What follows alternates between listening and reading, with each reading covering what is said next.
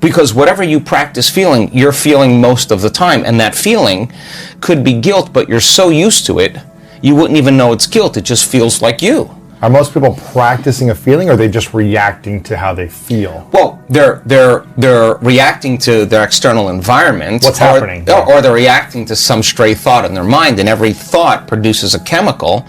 So if they have an unhappy thought, they feel unhappy. If they have a judgmental thought, it produces chemicals that makes you feel polarized, right? So how much does one thought change your chemical body? Oh, that's an interesting question. So let's just we'll put this on hold okay, here. Yes. So the stronger the emotions that we feel from the problems and conditions in our life, the more altered we feel inside of us, the more we pay attention to what's causing it outside of us. So if you have an event in your life, an experience in your life that has a strong emotional charge to it, and you don't feel like your normal self, you feel this alarm system switch on. You're going to narrow your focus on the cause, and the brain's going to take a snapshot, and that's called a long-term memory, right? So then what people don't know is that every time they think about that event, they're producing the same chemistry in their brain and body as if the event was occurring. And that moment. In that moment. So the highly charged event is actually producing the emotion, and the body is so objective that it doesn't know the difference between the real experience that's creating the emotion and the emotion that the person is fabricating by thought alone. The body's believing. It's so objective, it's believing it's in the same environmental experience. So the highly charged emotional events, some people think of their ex, and the thought of that person makes them sick. Makes them feel out of balance. So all you need is an image and an emotion. A thought and a feeling, a stimulus and a response, and you're conditioning your body emotionally into the past. So now, the memories, and this is just not in the brain now, it's in the body, okay? So now, that thought of that person is actually creating a response in the body that's consuming the body's energy for growth and repair, consuming the body's energy to create, because in survival, it's not a time to create. In survival, it's time to run, fight, and hide. So the problem is that it becomes a subconscious program. I believe that who you are shapes how you see the world around you. Let's dive into that idea a bit more. Your personality is like a mix of your thoughts, actions, and feelings. So the person you are right now, watching this, has created the life you're living. So, if you want to change your life, you've got to change yourself fundamentally. That means tweaking how you think.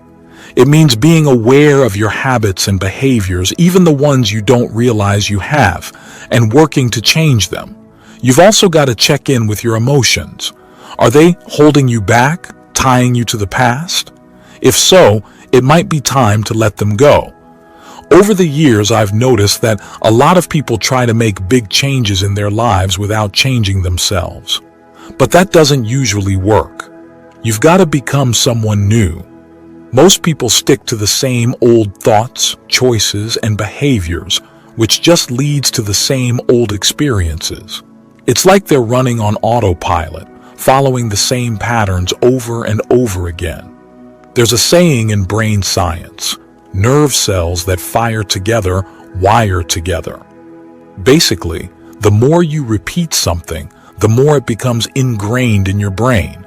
By the time we hit our mid-30s, we're pretty much operating on autopilot, like a computer program running in the background. So, when people want to change, they're only using a small part of their conscious mind. They can try to think positively, but if those old negative programs are still running in the background, it's an uphill battle. To really change, you've got to dig deep and reprogram your brain. That means doing some inner work, finding a quiet moment to disconnect from the outside world and just be present. No distractions, no worries about the future or regrets about the past. Just you, in the moment. That's where the magic happens. After studying countless brain scans, I've come to think of this as getting beyond yourself. When you can disconnect from your old way of thinking and being, you're ready to create something new. So, what kind of thoughts do you want to fill your mind with? What kind of actions do you want to take? By rehearsing these new behaviors, you're literally rewiring your brain to make them feel natural. Now let's talk about breaking those old thought patterns. It's simple, really. Your brain is like a record of everything you've experienced up to this point. It's a reflection of your past. So, to change your thoughts, you've got to consciously choose new ones. Just taking a moment to think about what you're thinking about can be a game changer. And remember, most of your thoughts are just reruns anyway, so why not pick some new ones? Feelings and emotions are like echoes of our past experiences. We remember things better when we remember how they made us feel. So, when most people wake up in the morning, they start thinking about their problems. These problems are tied to certain people, things, times, and places.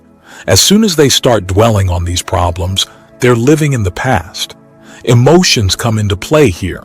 The body reacts to these emotions, whether they're from real experiences or just thoughts. Thoughts are like the language of the brain, while feelings are the language of the body. How you think and feel shapes your whole mood. So, if your mind is stuck in the past, your whole state of being follows suit. But here's the thing. You have a choice. You can either be guided by your hopes for the future or by memories of the past. When you decide to make a change, it's not easy. Breaking old habits feels strange and uncomfortable. But that discomfort is where the real change happens. Most people's bodies are used to the same old routine. They'd rather hold on to familiar feelings, even if they're negative, than risk stepping into the unknown. When you start feeling uncomfortable, your body might try to pull you back into your old ways. It'll throw up all sorts of excuses and doubts. But if you listen to those voices and believe them, you'll just end up making the same choices, following the same patterns, and feeling the same way. Moving from your old self to a new one isn't just a mental shift. It's a whole biological and chemical process. It's like saying goodbye to your old self and welcoming in something completely new. Embracing the unknown is scary, but it's also the key to creating a future you want. So, close your eyes and imagine that future you desire. Let yourself really feel it. When you do this, you're activating the creative parts of your brain. You start envisioning yourself in that future scene, and it feels real. This sparks a chain reaction in your body and mind, changing your biology and opening up new possibilities. By combining a clear intention with strong emotions, you're rewriting your own story. You're no longer limited by your past. You're creating something entirely new. And that's where the magic happens. Most people tend to wait for certain things to happen before they feel a certain way. They wait for wealth to feel abundant, for success to feel empowered, or for a new relationship to feel loved. But here's the catch. By waiting for these external things to change how they feel inside, they end up feeling like they're missing something their whole lives. But what if you flip the script? What if you woke up feeling grateful, empowered, complete, and limitless? Imagine feeling like everything you desire has already happened. It sounds pretty good, right? The trick is to shift your focus from waiting for things to happen to creating the feelings you want right now. It might sound simple, but it's powerful. It's about being conscious of how your mind works and taking control of it. Think about it. Haven't you ever had a wild idea pop into your head? Maybe you wondered what it would be like to be happy, in love, or wealthy. That simple question activates your brain's creative center, sparking a flurry of activity in your frontal lobe, the CEO of your brain. Your brain starts pulling together bits of knowledge and past experiences to paint a picture of what could be. And if you're passionate about it, you start feeling those emotions as if they're real. Suddenly, you're consumed by this vision, and nothing can talk you out of it. From there, you start making plans, setting goals, and taking action.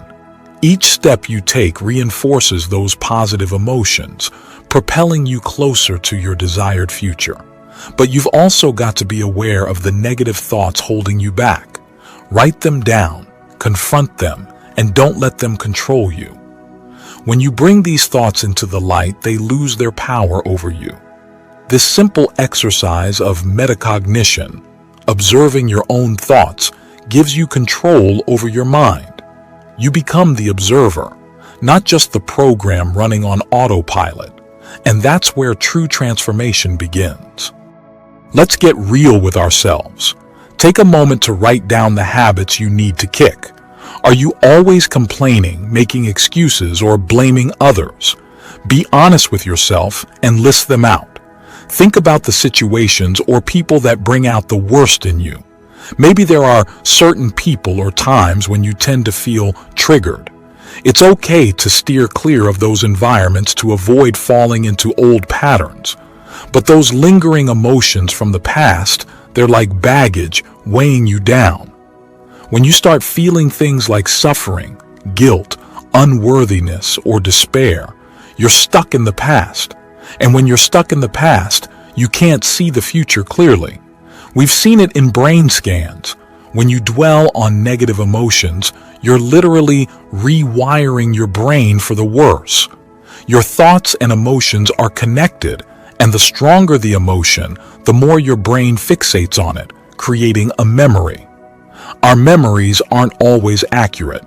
Research shows that half of what we remember from the past isn't even true. Sometimes we embellish our memories to fit our limited beliefs, trapping ourselves in a cycle of negativity. We're living in a time where just knowing isn't enough. We need to know how. That's why we're spreading the word through workshops all over the globe. Now let's dive into the heart-brain connection. When we're stressed, our body goes into overdrive to get back to balance. Picture this. Someone cuts you off in traffic and bam, you're flooded with adrenaline. It's like your body's emergency mode kicks in. But here's the thing. While short-term stress is normal, we humans have a knack for turning it into a habit. We start using problems and people in our lives to fuel our addiction to those stress hormones. Ever found yourself glued to bad news or drama? That's your brain craving that rush of chemicals. And the more attention and energy you give to these stressors, the more power you give them over you. This constant state of stress messes with your brain waves, making them all over the place. And guess what? Your heart follows suit. When your heart's racing like you're facing a predator, it becomes erratic. And when your heart's out of sync, you lose trust in yourself and make poor choices. But here's the silver lining. You can train your brain to be more coherent. By practicing techniques that calm your mind and body, you can regain control and make decisions that serve you best. It's all about retraining your brain to work for you, not against you. Can we train our hearts to beat more harmoniously? You bet we can. We've conducted extensive studies, and let me tell you, age or health status doesn't matter. Whether you're old, sick, out of shape, or whatever else, you can still benefit from this. But hey, let's lighten the mood a bit. Life's too short not to find joy in the little things, right? I'm just a regular guy who believes in taking time for himself. Self-care is key to building a bright future. Surrounding myself with creative minds and beauty is my way of recharging. Now, don't get me wrong, life isn't all sunshine and rainbows. Sure, I believe in living in a state of bliss, but growth comes from overcoming challenges. Balancing my personal life with managing a big team and running events isn't always easy, but I've learned not to take challenges personally. Instead, I see them as opportunities for growth. By mastering my reactions and focusing on inner work, I reclaim my power and keep moving forward. For me, it's like going through an initiation process. I call it initiation, and I love it. But I make a conscious effort not to fall into victimhood. Instead, I try to approach challenges with a broader perspective. Someone, somewhere, has likely faced a similar problem, and with enough digging, I'll find the solution. Then, It's all about applying that knowledge and making it my own, adjusting behaviors, experiencing the results, and feeling the emotions that come with it. This is how I internalize and embody the truth of what I've learned. So let's embrace every challenge as an opportunity for growth, knowing that within each obstacle lies a lesson waiting to be learned. Let's cultivate a mindset of possibility and potential, igniting the flames of curiosity and innovation within us. If this conversation has sparked something within you, if it has resonated with your soul and stirred your spirit, then I urge you to join us on this journey of transformation and discovery. Subscribe to our channel, dive into the plethora of content waiting for you, and continue exploring the endless horizons of knowledge and wisdom.